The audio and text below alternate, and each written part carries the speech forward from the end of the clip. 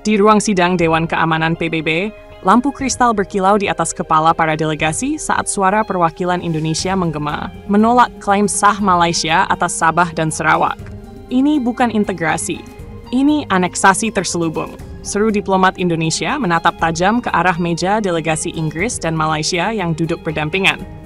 Di sisi lain ruangan, seorang diplomat Inggris membalas dengan nada datar, referendum telah dilakukan dan hasilnya jelas, rakyat Sabah dan Sarawak memilih bergabung dengan Malaysia.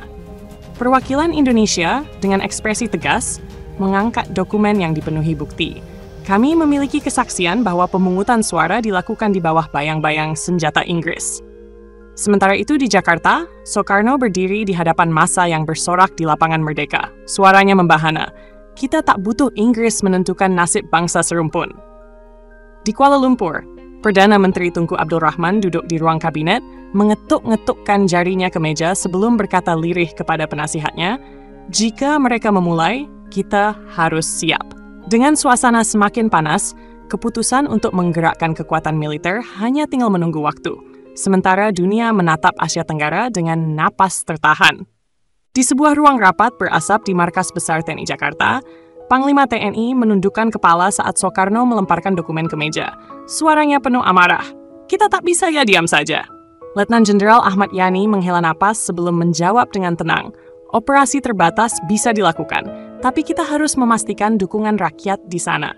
Di sebuah barak di Kalimantan, pasukan RPKAD bersiap dengan ransel penuh amunisi, sementara seorang prajurit muda bertanya kepada rekannya dengan suara berbisik, "Kita benar-benar akan menyeberang." Seorang sersan veteran menepuk pundaknya dengan senyum tipis. "Ini bukan sekadar operasi, nak. Ini harga diri bangsa." Di sisi lain perbatasan, seorang perwira Gurkha di pos Malaysia menerima telegram berkode dari markas Inggris di Singapura, lalu bergumam pelan, "Mereka akan datang, kita harus bersiap." Di Sabah, jaringan intelijen Indonesia mengadakan pertemuan rahasia di sebuah gudang tua. Seorang pemimpin lokal berbisik kepada agen Jakarta, banyak yang tak suka dengan Kuala Lumpur, tapi takut bersuara.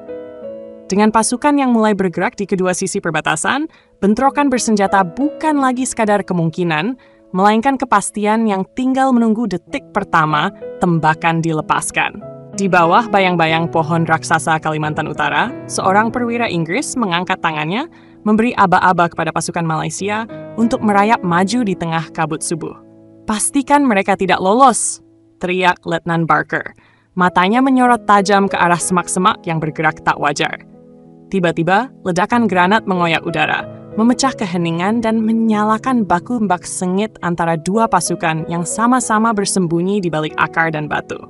Di tengah desingan peluru, seorang prajurit Indonesia, Sersan Dharma, berteriak kepada timnya, "Sebar formasi! Jangan biarkan mereka mengepung kita." Sementara itu, beberapa warga desa yang mendengar ledakan pertama segera meninggalkan rumah mereka, membawa serta anak-anak dan barang berharga seadanya. Radio komunikasi Malaysia berderak, suara komandan mereka terdengar mendesak. "Inggris akan mengirim dukungan udara, tahan posisi sampai mereka tiba." Namun di Jakarta, Soekarno justru mengangkat pengeras suara di hadapan ribuan massa dan menggema satu kalimat yang akan mengguncang dunia. "Ganyang Malaysia!" Di sebuah ruang rapat dengan dinding kayu mahoni di London, Perdana Menteri Harold Wilson mengetuk jarinya ke meja, menahan kekesalan atas laporan terbaru dari perbatasan Kalimantan. "Kami tidak bisa membiarkan ini terus terjadi," katanya tajam, menatap kepala staf angkatan bersenjata, yang hanya mengangguk sambil menyerahkan berkas baru. Diskusi di ruangan itu semakin memanas ketika Lord Mountbatten menimpali.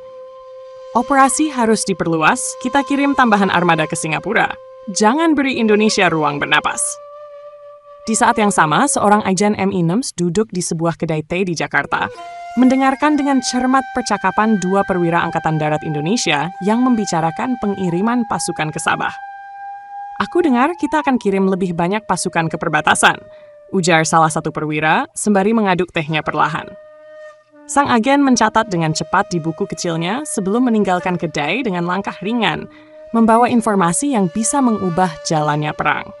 Sementara di Selat Malaka, kapal perang Inggris mulai berlayar, menandai babak baru dari konfrontasi yang semakin membara. Di dermaga Pontianak, di bawah langit malam yang disinari bulan setengah, Deretan kapal cepat bersiap mengangkut marinir Indonesia yang mengenakan ransel penuh persenjataan. Kita bergerak dalam senyap. Jangan sampai ada yang mendeteksi keberadaan kita sebelum kita tiba di pantai, bisik Kapten Suryo kepada anak buahnya. Di atas kapal, suara gelombang berdebur berpadu dengan bisikan strategi yang ditukar dengan bahasa isyarat, membangun ketegangan yang menggigit. Sementara itu di Sabah, seorang petani lokal yang juga simpatisan Indonesia memberikan tanda dengan lampu senter dari hutan, memastikan jalur pendaratan aman. Namun, ketika mereka hampir mencapai pantai, sorotan lampu kapal patroli Malaysia menyapu permukaan air, membuat beberapa marinir Indonesia langsung merapat ke sisi kapal, menahan napas. Dalam sekejap, suara tembakan pertama terdengar, memicu kekacauan di tengah malam, sementara radio komunikasi berbunyi panik. Peringatan! Peringatan! Kita telah ditemukan. Dalam hitungan detik, operasi yang semula berjalan mulus berubah menjadi pertempuran laut yang menentukan nasib serangan balik Indonesia. Di pusat kota Singapura, suara ledakan menggema di kawasan perkantoran, memecahkan kaca-kaca gedung dan membuat orang-orang berteriak histeris di tengah kepulan asap hitam. Seorang perwira polisi Singapura bergegas ke lokasi dengan radio komunikasi di tangan. Suaranya tegang. Kami butuh tim medis segera. Korban berjatuhan. Sementara itu, di ruang kabinet London, seorang menteri Inggris menatap laporan intelijen dengan ekspresi geram, ini jelas ulah Indonesia. Kita tak bisa terus bersikap lunak. Di Jakarta, seorang juru bicara pemerintah dengan nada tajam menepis tuduhan tersebut. Ini propaganda murahan, Indonesia tidak menargetkan rakyat sipil. Di sebuah apartemen di Singapura, seorang agen rahasia McNams menyalakan rokoknya, berbicara pelan kepada rekannya. Kalau ini bukan Indonesia, maka siapa? Atau siapa yang ingin kita percaya? Sementara itu, di markas militer Malaysia, seorang jenderal menatap peta Singapura dengan raut serius. Apapun yang terjadi, ketegangan ini semakin sulit dikendalikan. Dengan kepanikan yang terus meluas dan ketidakpastian menyelimuti, bom di Singapura menjadi titik balik dalam eskalasi konflik antara Indonesia dan sekutunya. Di ruang oval Gedung Putih, Presiden Lyndon B. Johnson menatap laporan CIA dengan alis berkerut, suaranya rendah. Soekarno makin liar, kita tak bisa membiarkannya mengguncang Asia Tenggara. Seorang penasihat keamanan nasional menyesap kopi dan menggeleng, Vietnam sudah cukup membebani kita. Apakah kita benar-benar ingin membuka frontline? Di Jakarta, Soekarno berdiri di depan mikrofon, mengangkat tangannya dan berseru lantang. Mereka ingin kita tunduk, tapi kita tak akan menyerah pada imperialisme. Di markas besar PBB, seorang diplomat Indonesia mengetuk jarinya di meja sambil berkata dingin, dunia harus tahu, ini bukan tentang Malaysia saja, ini tentang kebebasan seluruh bangsa Asia. Seorang wartawan asing yang meliput di Jakarta mencatat dalam buku kecilnya bergumam pelan, semakin dia melawan, semakin keras dunia akan menekannya. Di Washington, seorang senator AS berdiskusi dengan koleganya, jika kita hentikan bantuan ekonomi ke Jakarta, berapa lama sebelum rakyatnya berbalik melawan Soekarno? Dengan tekanan yang semakin kuat dari negara-negara besar, Indonesia menghadapi ujian terberat dalam mempertahankan posisinya di panggung dunia. Di dalam Istana Merdeka, Soekarno duduk di kursinya dengan tatapan tajam, mendengarkan laporan ekonomi yang semakin mengkhawatirkan, tetapi ia tetap berkata, tanpa perjuangan, apa artinya kemerdekaan? Di ruang rapat petinggi militer, seorang jenderal dengan ekspresi gusar berseru, kita bisa melawan Malaysia, tapi bisakah kita melawan kelaparan dan kemiskinan di dalam negeri? Seorang mahasiswa di Jakarta berbisik kepada temannya saat demonstrasi berlangsung, apakah kita masih berjuang untuk negara atau hanya untuk ambisi seseorang? Di sebuah warung kecil di Surabaya, seorang pedagang mengeluh kepada pelanggan tetapnya. Harga beras naik lagi, tapi pemerintah malah sibuk perang di luar negeri. Sementara itu, seorang petinggi Partai Komunis Indonesia (PKI) berbicara di depan massa pendukungnya. Jangan biarkan kapitalis dan militer mengkhianati perjuangan rakyat. Di sebuah rumah dinas di Jakarta, seorang perwira intelijen berbicara pelan kepada atasannya, konflik eksternal bisa saja dikendalikan, tapi pergolakan di dalam negeri, itu cerita lain. Dengan ketegangan yang semakin meruncing, Indonesia tak hanya berperang di luar negeri, tetapi juga melawan gelombang krisis yang mulai mengancam stabilitas dalam negeri. Di ruang operasi rahasia Kuala Lumpur, seorang perwira Inggris menunjuk peta Kalimantan dengan telunjuknya. Kita tak bisa hanya bertahan, saatnya menyerang langsung ke jantung mereka. Di tengah hutan Kalimantan, seorang prajurit Gurkha berbisik kepada komandannya. Angin malam membawa suara. Pasukan Indonesia tak jauh dari sini.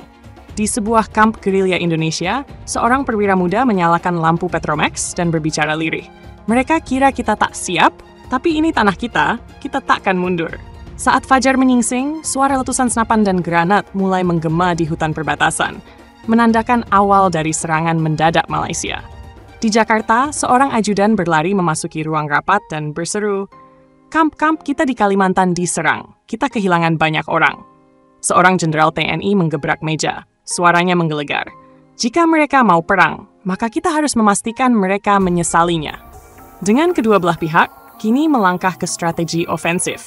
Pertempuran di Kalimantan tak lagi sekadar pertahanan perbatasan, tetapi berubah menjadi perang bayangan yang menentukan nasib Indonesia dan Malaysia. Di ruang sidang PBB, seorang diplomat Indonesia berdiri tegak, suaranya bergema. Jika keadilan telah mati di sini, maka Indonesia tidak membutuhkan organisasi ini. Di Jakarta, seorang ekonom senior menghela napas di depan koleganya. Keluar dari PBB? Ini berarti kita kehilangan akses ke banyak dukungan internasional.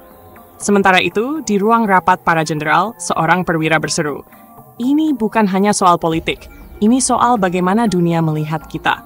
Di depan Istana Merdeka, seorang mahasiswa berbicara di tengah kerumunan demonstran. "Bung Karno benar, kita tidak butuh PBB yang dikendalikan imperialis."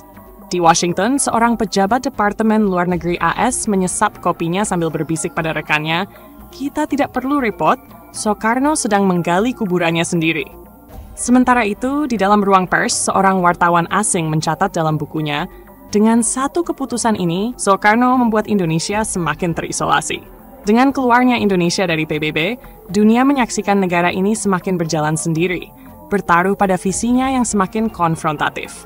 Di Istana Merdeka, Soekarno menatap jenderal-jenderalnya dengan tatapan tajam. Suaranya bergetar. "Apa kalian ingin tunduk pada negara-negara barat?" Seorang jenderal muda menatap lurus ke depan, menghindari tatapan pemimpinnya. "Rakyat mulai menderita, Bung Karno. Ini bukan lagi soal ideologi, ini soal kelangsungan negara." Sementara itu, di markas militer, Soeharto duduk diam mendengarkan laporan, sebelum akhirnya berkata datar, "Ketika rakyat lapar, mereka tidak lagi memikirkan revolusi." Di sebuah pasar Jakarta, seorang ibu mengeluh kepada penjual beras. "Harga-harga naik lagi, kapan pemerintah sadar bahwa kita ini butuh makan, bukan pidato?" Di tengah rapat rahasia, seorang pejabat sipil berbisik kepada koleganya, "Soekarno masih kuat, tapi dia tak bisa melawan semua orang sekaligus." Di kantor surat kabar, seorang redaktur senior mengamati naskah berita yang baru masuk. "Kita tidak bisa menulis semuanya, tapi rakyat sudah tahu apa yang terjadi." Dengan tekanan yang semakin besar dari dalam dan luar, Soekarno mulai menghadapi kenyataan bahwa kekuasaannya tidak lagi mutlak. Di ruang perundingan Bangkok, seorang diplomat Malaysia tersenyum tipis. Akhirnya, kita bisa mengakhiri perang yang seharusnya tak pernah dimulai. Delegasi Indonesia mengetuk jarinya ke meja sebelum akhirnya menghela napas. Indonesia tidak kalah, kita hanya mengambil jalan baru untuk bangsa kita. Di Jakarta, seorang penyiar radio mengumumkan dengan suara lantang, "Hari ini perundingan damai antara Indonesia dan Malaysia telah mencapai kesepakatan." Sementara itu, di sebuah bar di Kuala Lumpur, seorang veteran perang menyesap minumannya dan berkata, "Mereka akhirnya menyerah, tapi kita semua tahu berapa harga yang sudah kita bayar." Di markas militer, seorang perwira TNI berbicara dengan suara pelan. "Ini berakhir di atas kertas, tapi sejarah tidak akan melupakannya begitu saja." Di depan sebuah toko di Jakarta, seorang pemuda membaca koran dan bergumam, "Jadi ini akhirnya? Semua ini hanya untuk kembali ke titik awal?" Dengan perjanjian damai ditandatangani, babak baru dimulai bagi Indonesia. Bukan sebagai negara yang menang perang, tetapi sebagai bangsa yang harus menghadapi tantangan baru di dalam negerinya sendiri.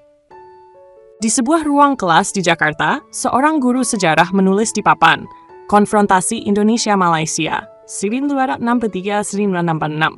Sebelum bertanya, siapa yang bisa menjelaskan mengapa ini terjadi? Di Kuala Lumpur, seorang veteran tua duduk di bangku taman tak kosong ke kejauhan, bergumam, "Aku kehilangan terlalu banyak kawan untuk perang yang akhirnya berakhir di meja perundingan." Seorang politisi muda Indonesia berbicara di depan forum akademik, "Kita harus mengakui bahwa konfrontasi ini membentuk cara kita memandang Malaysia hingga hari ini." Di sebuah kedai kopi di Sabah, seorang pria setengah baya berbisik kepada rekannya. Orang tua kita dulu takut pada infiltrasi Indonesia. Sekarang, kita semua berdagang dengan mereka. Di markas besar TNI, seorang perwira muda membaca dokumen strategi pertahanan, lalu berkomentar, mereka masih bukan sekutu sepenuhnya, tapi kita juga bukan musuh lagi. Sementara itu, di Jakarta, seorang jurnalis senior menutup laptopnya setelah menulis artikel berjudul Dari Ganyang Malaysia ke ASEAN, Sebuah Evolusi Hubungan, seraya bergumam, betapa waktu bisa mengubah segalanya. Meski perbatasan telah lama tenang, warisan konflik tetap hidup dalam kebijakan, narasi sejarah, dan persepsi publik kedua negara.